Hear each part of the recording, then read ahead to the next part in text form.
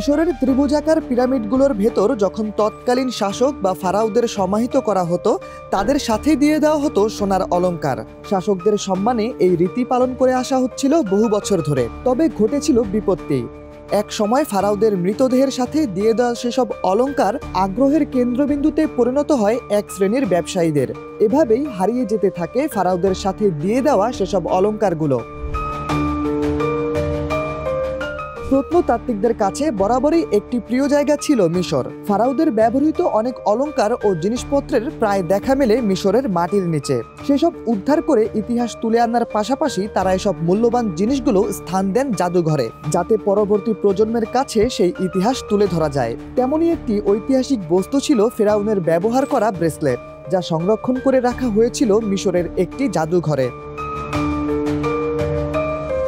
হারিয়ে গেছে প্রায় 3000 বছর পুরনো সেই ব্রেসলেটটি। এটি ব্যবহার করতেন ফেরাউন আমেনৌমোপে। লাপিস লাজুলি পাথরে অলংকৃত সেই ব্রেসলেটটি সবশেষ জাদুঘরের ল্যাবরেটরিতেই দেখা গিয়েছিল। ওদের স্বপ্ন পূরণে পাশে থাকতে পেরে আমরা গর্বিত। 17 সেপ্টেম্বর ব্রিটিশ বার্তা সংস্থা বিবিসির এক প্রতিবেদন থেকে বিষয়টি জানা গেছে। মিশরের পর্যটন ও পুরাকীর্তি মন্ত্রণালয় অবশ্য হারিয়ে যাওয়া সেই ব্রেসলেটটি উদ্ধার করতে ব্যাপক চেষ্টা করছে। অলংকারটি হারিয়ে যাওয়ার পর আইন শৃঙ্খলা বাহিনীকে আগের থেকে আরো বেশি সতর্ক থাকতে বলা হয়েছে। দেশের সব বিমানবন্দর ও সমুদ্র বন্দর ও স্থলবন্দর কর্তৃপক্ষকে ব্রেসলেটের ছবি সরবরাহ করা হয়েছে, যাতে পাচার রোধ করা যায়।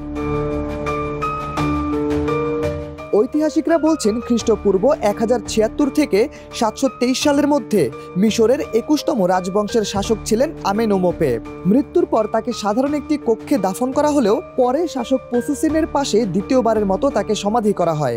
বিশেষজ্ঞরা বলছেন এই ধরনের ঘটনার পেছনে মূলত অবৈধ প্রত্ন সম্পদ ব্যবসায়ীরা দায়ী। তারা ধারণা করছেন যারা ব্রেসলেটটি চুরি করেছে তারা হয়তো এটি পাচার করবে, নয়তো গলিয়ে অন্য কোনো অলংকার তৈরি করবে।